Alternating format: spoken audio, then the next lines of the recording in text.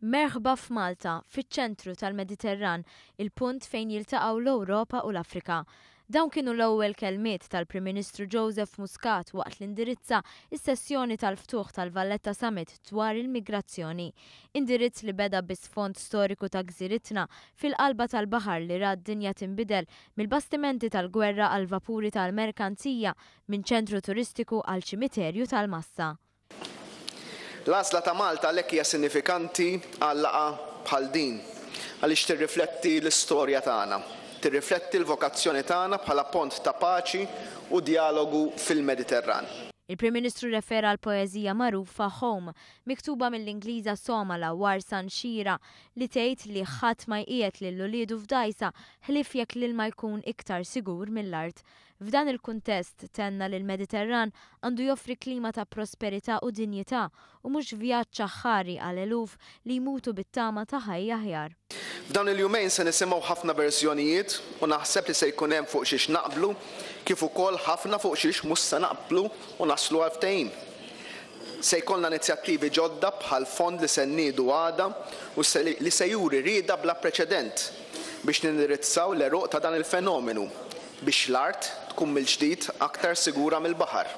Joseph Muscat sostna fuq il-kunċett ta' kollettività mhux biss fit-tfassil tal-politika, iżda fuq kollox fl-implementazzjoni tal-miri li se jitwaqfu waqt is-summit. Summit li fi kliemu joffri opportunità bla preċedent biex l-Ewropa turi l-impenn tagħha lejn l-Afrika waqt li dan il-kontinent jirrealizza l-potenzjal tiegħu lil hinn mill-kriżi tal-migrazzjoni. Dan sabiex il-ġid li joħroġ minn din il-ħidma jitgawda l-ewwel nett mill-popli Afrikani li anka kif ħaqhom b'mod li jsir hekk storikament. Ġid li joħloq ix-xogħol, inaqqas il-periklu ta' radikalizzazzjoni u jagħti prospett tal-futur għall-ulied.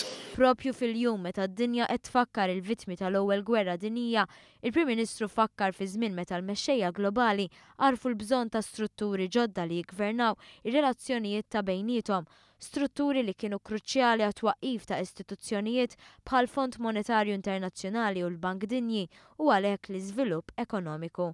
Hekk ukoll iċ-ċirkostanzi attwali joffru żmien opportun biex jitwaqfu istituzzjonijiet ġodda li joffru tweġibiet permanenti għal kwalunkwe kriżi. Tweġibiet li jaqsmu il-peace mhux biss fost l-Ewropa, iżda fost il-komunità internazzjonali kollha kemm hi.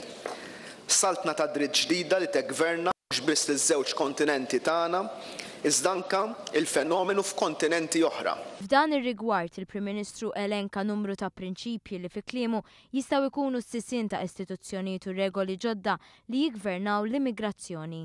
L-ewwel nett li l-ħajjiet kollha fil-periklu għandhom jiġu salvati. It-tieni li kull min għandu dritt tal-ażil u protezzjoni jingħatawlu. It-tielet li min m'għandux dritt u jidħol illegalment għandu jiġi ritornat u għandu jiġi aċċettat lura. U għażiet li l-pajjiżi li jikkollaboraw għandhom ikunu premjati b'inċentivi li jgħinu fl-iżvilupp ekonomiku waqt li għandhom jinħolqu sistemi legali li jiskoraġġixxu l-mezzi illegali tal-migrazzjoni. Waqt li refera għal ġrajiet storiċi fejn pajjiżna spikka bħala strument ta' paċi u stabilità, il-Prim Ministru tenna li l-istess paċi u stabilità għandhom ikunu l-bażi għal progress tant meħtieġ f'din it-traġedja umana. Dan tal-lum mhux se jkun il-pass finali, iżda wieħed mill-ewwel passi kruċjali. B'hekk ngħinu biex l-art tkun aktar sigura mill-baħar u biex meta ma tkunx ma jkollniex għalfejn impoġġu lil uliedna fil-baħar.